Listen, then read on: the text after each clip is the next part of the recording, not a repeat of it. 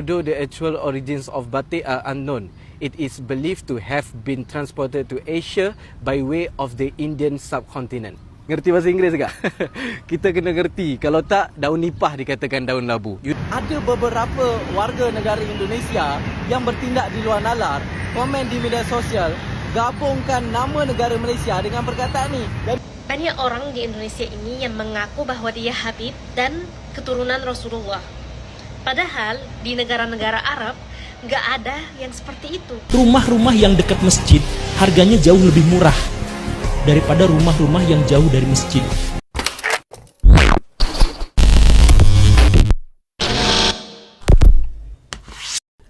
Hai, halo geng, assalamualaikum warahmatullahi wabarakatuh. Berjumpa kembali dengan saya Zainal Story. Sebelum video ini saya mulai, gimana kabarnya kalian semua? Semoga semua yang menonton video ini baik-baik saja, dimurahkan rezekinya, selalu berpikiran yang positif, dan dijauhkan dari mara bahaya oleh Tuhan yang Maha Esa. Dari sejak kemarin ketika YouTuber USA pergi ke Malaysia dan juga Indonesia yang bernama Iso Speed, isu klaim batik itu sampai saat ini belum selesai. Lagi-lagi makin banyak klaim budaya lain, klaim budaya ini, klaim pakaian ini, dan lain-lainnya. Kini akan ditutup oleh salah satu pemuda Malaysia yang sangat-sangatlah begitu cerdas mengenai hal klaim-klaim ini, geng. Dan dia orang itu akan menunjukkan dan juga mengatakan fakta yang sebenarnya batik itu macam mana dan kenapa harus diklaim oleh Indonesia. Kali ini dia orang itu ulas sampai tuntas, geng. Oke, nggak usah berlama-lama, langsung kita tengok saja videonya dan juga siapa pemuda cerdas Malaysia tersebut. Apa salahnya? Mana? Sudah rasa dari mana? Dari Indonesia. Kenapa? UNESCO pun iktirafkan batik daripada Indonesia. UNESCO iktiraf batik dari Indonesia atau batik Indonesia dari Indonesia. Although the actual origins of batik are unknown, it is believed to have been transported to Asia by way of the Indian subcontinent. Ngerti bahasa Inggeris tak? Kita kena ngerti. Kalau tak, daun nipah dikatakan daun labu. UNESCO sampaikan, kami UNESCO tak tahu asal-usul batik dari mana. Tapi kami percaya batik masuk ke Asia melalui benua kecil India. Itu UNESCO yang cakap, bukan Malaysia yang cakap tau. Jadi kenapa tak marah UNESCO? Kalau Malaysia, Indonesia bertelagah batik milik siapa? Ni, India, China, 2000 tahun dahulu dah ada batik. Batik dah bertapak wujud di sana. Jepun tahun 700 pun dah ada batik. Negara Malaysia, Indonesia pun tak wujud lagi waktu tu. Belum saya cerita batik dalam sejarah Mesir kuno. Fir'aun pun pakai kain batik tau. Cuba cari kain batik Fir'aun. Apa salahnya kita saling menghormati, hargai keindahan batik setiap negara? Apa salahnya kita jadikan batik sebagai warisan seni yang menyatukan Malaysia dan Indonesia? Jadi ayo, tutup sengketa. Keren. Terima kasih. Ini baru pemuda cerdas ini, geng. Sebelumnya itu tak ada persiapan, ditanya langsung dijawab, carikan di Google yang faktanya di lapangan. Yang sebetulnya apa yang dia katakan apa yang diorang katakan itu, UNESCO itu hanya mengakui ataupun meresmikan. Sementara sebelum Indonesia dan Malaysia ini wujud, batik itu udah ada dari sejak nenek moyang kita. Dan kita sebagai generasi muda yang sepatutnya itu mengembangkan budaya-budaya, mengembangkan pakaian-pakaian seperti batik ini, geng. Bukan malahan kita untuk klaim. Kalau ini sampai terdengar dengan pembuat nenek moyang kita dahulu, macam mana tangisan nenek moyang ketika tahu para cucu-cucunya ini saling bergaduh. Apalagi Indonesia dan Malaysia ini macam abang adik, geng. Dan sebetulnya bukan hanya itu saja, geng. Malaysia ini mohon maaf, bukannya saya ini berat sebelah, bukannya saya ini membela salah satu pihak, melainkan saya ini memberikan fakta ya geng, faktanya ya di media sosial itu Malaysia itu udah banyak kena fitnah-fitnahan macam ini. Tapi apakah orang Malaysia itu mengkuar-kuar ataupun mengatakan balik? Tak, Malaysia hanya boleh menunjukkan fakta. Apalagi baru-baru ini di media sosial itu banyak, bahkan hampir semua youtuber ataupun tiktoker, semuanya konten kreator lah ya, pasti pernah mendapatkan komentar yang ayatnya itu macam ini geng, Malaides, yang bermaksud itu Malaysia Bangladesh. Akan tetapi si pemuda cerdas tersebut pergi ke Indonesia. Sesampai di Indonesia, di sana itu menjumpai atau bisa dikatakan culture shock, yang para netizennya itu selalu mengatakan Malaysia itu Malaides. Di Indonesia sendiri itu mengembangkan makanan Bangladesh. Kita tengok dulu videonya. Saudara, sebelum saya pulang ke Malaysia, saya nak tahu satu je. Hampir 10 nama saya di Indonesia. Hampir setiap hari saya lalu jalani. Hampir setiap masa saya nampak perkataan ni. Taklah, menjadi persoalan, perkataan ni selalu dikait dengan Malaysia.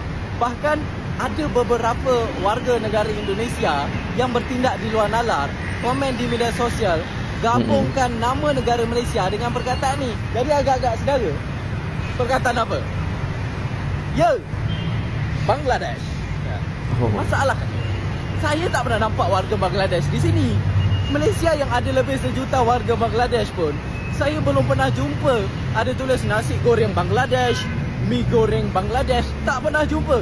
Sedangkan Malaysia ni kalau jalan 7 langkah pun dah jumpa orang Bangladesh. Itu tak jadi masalah lah, kerana mereka datang negara Malaysia untuk bekerja. Mereka ni rajin, seperti semut yang menghimpun melukut. Jadi itulah. Kembali kepada persoalan saya, apa yang dimaksudkan dengan Bangladesh ni kepada orang Indonesia? Siapa boleh jawabkan? Apakah memang tukang masak dari Bangladesh, atau memang makanan khas Bangladesh, atau ada perkataan yang lain makna? Siapa-siapa boleh terangkan tak? Saya nak tanya kedai pun, kedai masih belum buka. Oke, saya asli orang Indonesia bang. Saya itu akan membahas tentang inilah ya. Karena gini, di Indonesia itu banyak perniagaan. Apapun di Indonesia itu dijual.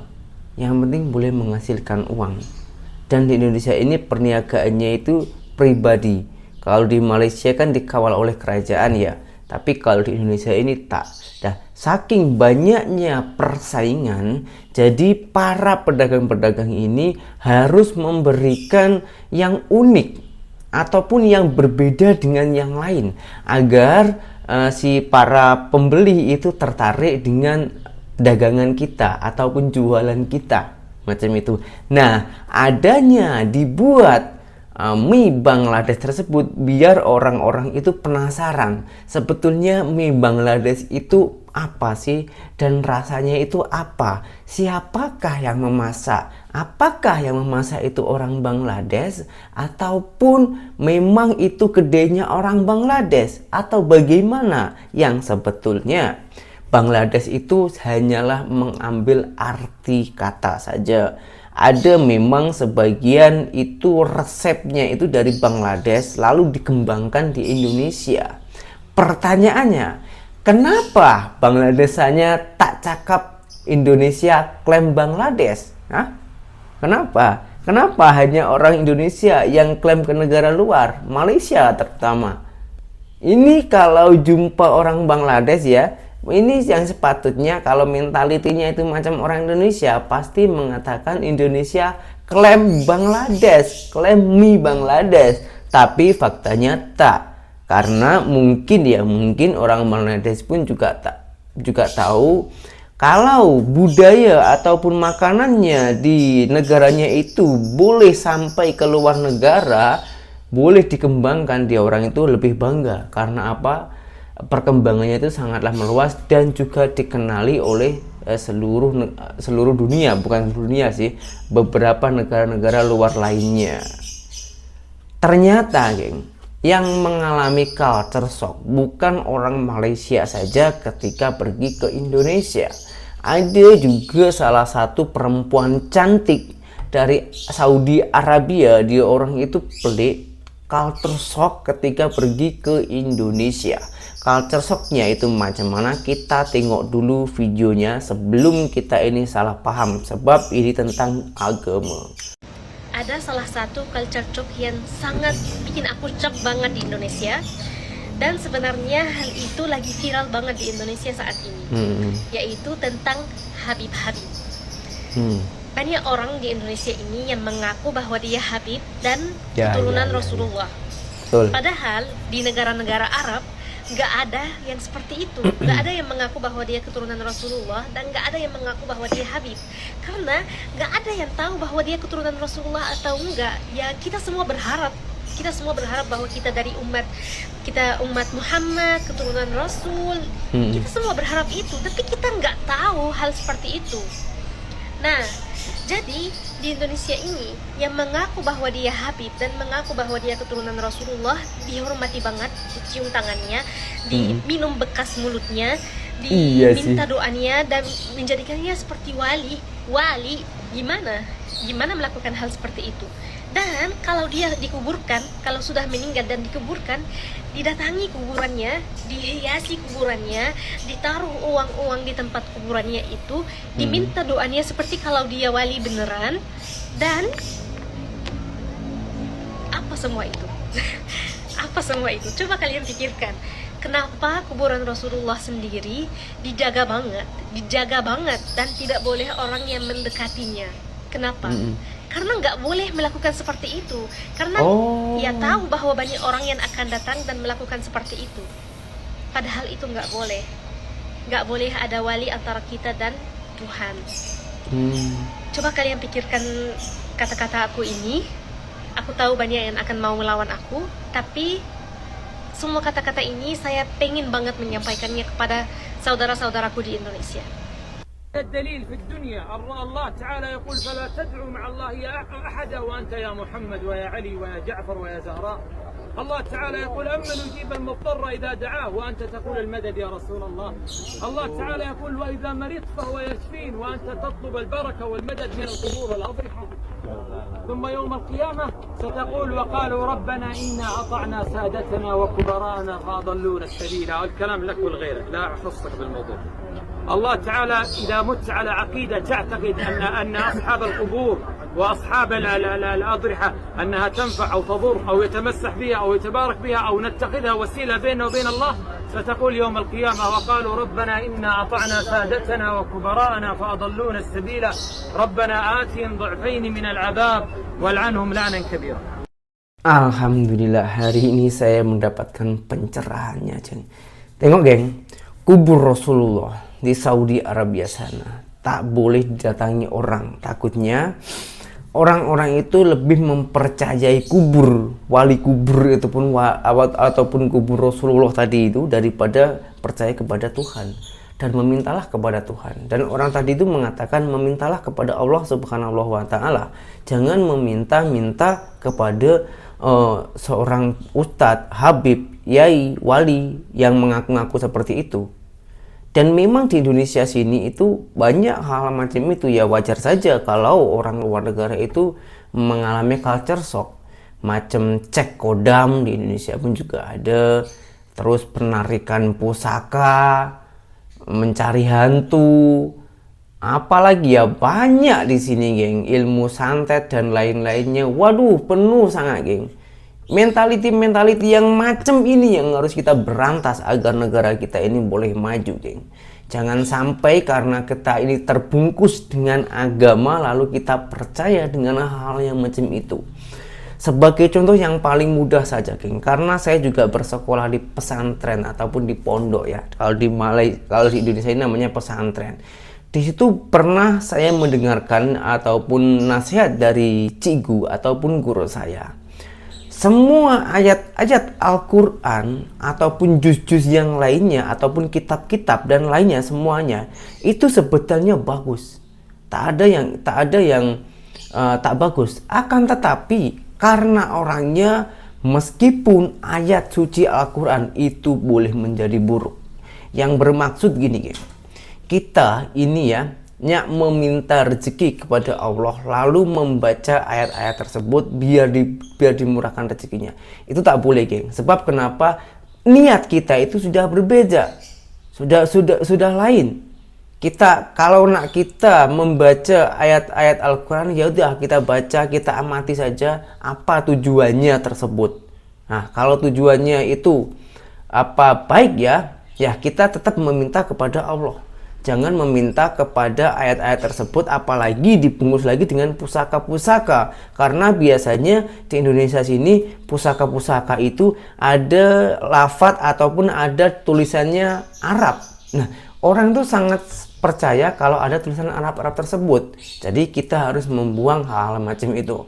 Ya, semoga kita tak jauh dari khurafat lah ya. Jangan sampai percaya kepada selain Allah, dan jangan meminta doa-doa kepada orang-orang yang tak jelas. Alangkah baiknya meminta doa saja kepada ibumu sendiri, karena surga di telapak kaki ibu. Muliakanlah ibu kita sendiri, geng. Kita meminta doa kepada ibu kita sendiri dan keluarga kita sendiri, insya Allah itu akan lebih dikabulkan daripada orang itu meminta doa-doa ke tempat-tempat keramat ataupun kubur-kubur dan lain-lainnya.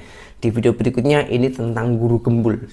Guru gembul itu mengatakan, kenapa rumah-rumah di dekat masjid ya itu harganya murah, dan sementara mayoritas orang Indonesia ini beragama Islam dan sangatlah mempercayai ajaran-ajaran Islam. Tapi kenapa yang sepatutnya masjid itu kan rumah Allah ya, rumah Allah, tempat kita beribadah yang sepatutnya, tapi rumahnya itu lebih mudah untuk kita pergi sembahyang. Akan tetapi kenapa rumah dekat tepi masjid itu harganya lagi murah?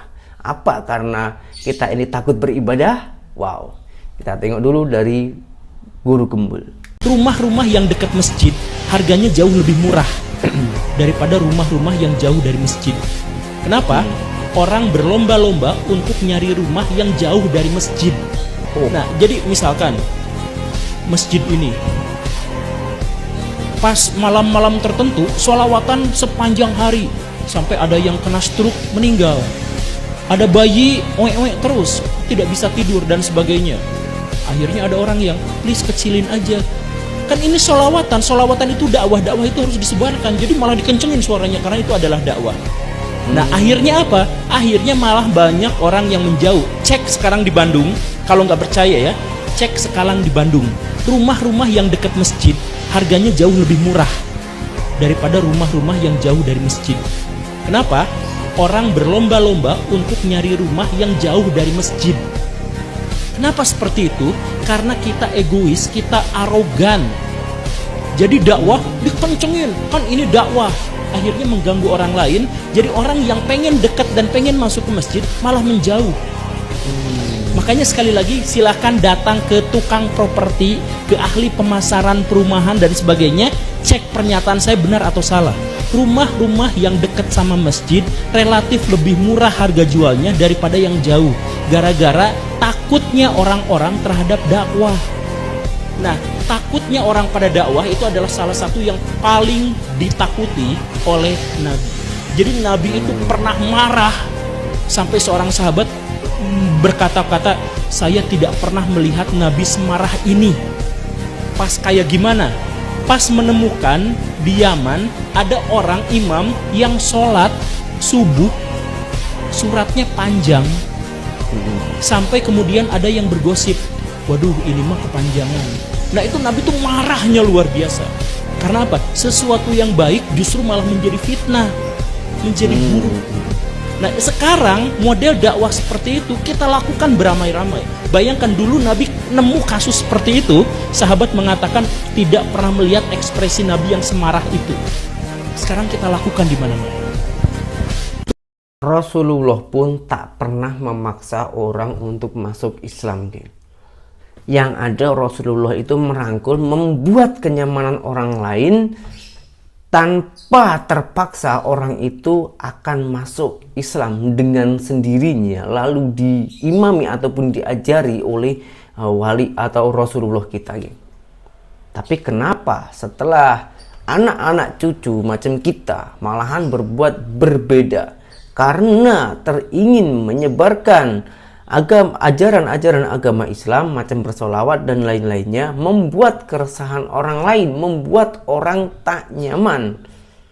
Ini yang harus kita perbaiki. Kita bersedekah, berbuat baik, amal, bersolawat, beribadah dan lain-lainnya. Tak ada yang salah, satu pun tak ada yang salah. Yang salah yaitu membuat jiran-jiran kita ataupun orang lain itu tak nyaman. Nah, nanti kalau tak dibuatkan speaker yang besar, siapa yang tahu? Orang tak payah dibuatkan macam itu. Kalau memang dari hatinya itu sudah nak teringin beribadah, kita datang sendiri, tak payah dipaksa, tak payah dibuatkan toa besar-besaran agar semua orang dengar, tak payah.